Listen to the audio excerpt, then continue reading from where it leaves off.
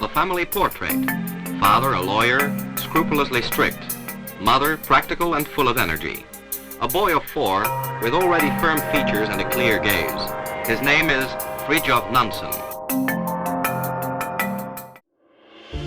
At 7, he loves to be alone in the open, in the forest, in the mountains.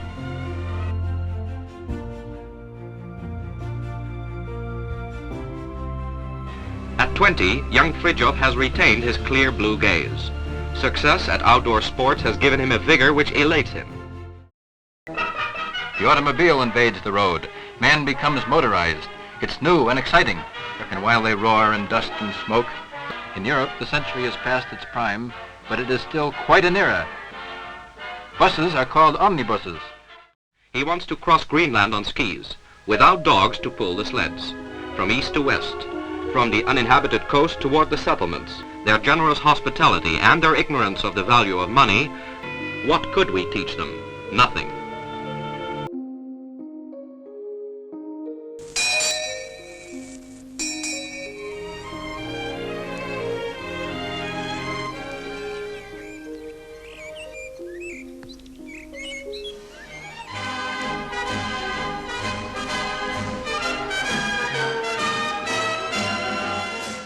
The opening of the century is full of curiosities.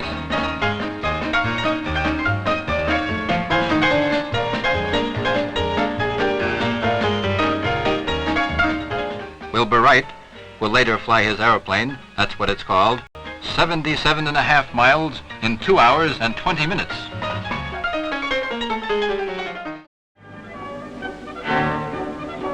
Norway was then united to Sweden. In 1905 there were troubles. In a plebiscite, the Norwegian people is a member of the reception committee.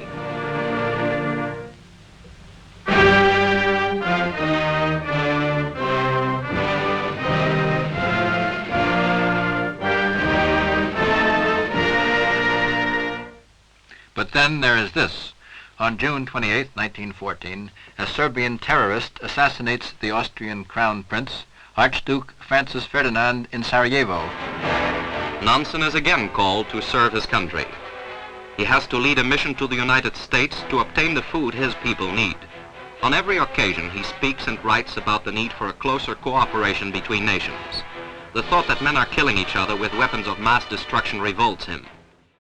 The important thing is then that all members of the League of Nations, and not least the small nations, should concentrate on the business of getting rid of war, that they should take an active part in this work. Acting.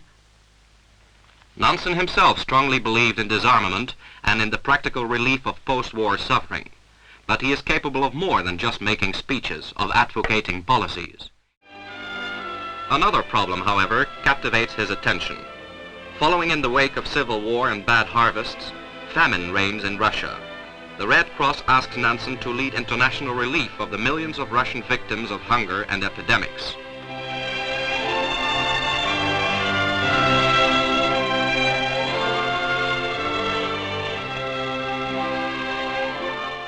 And devotes the prize money to refugees. The same year he institutes the Nansen passport. Here is that of Marc Chagall, then a little-known painter. It is a long folded piece of paper recognized by over 50 countries, covered with stamps, which gives to stateless persons the right to live and to move from country to country. Similar identity documents were delivered to many people. At one period of their lives, Anna Pavlova, Nijinsky, Stravinsky, Diaghilev, and Ivan Bonina owed their official existence to Nansen passports.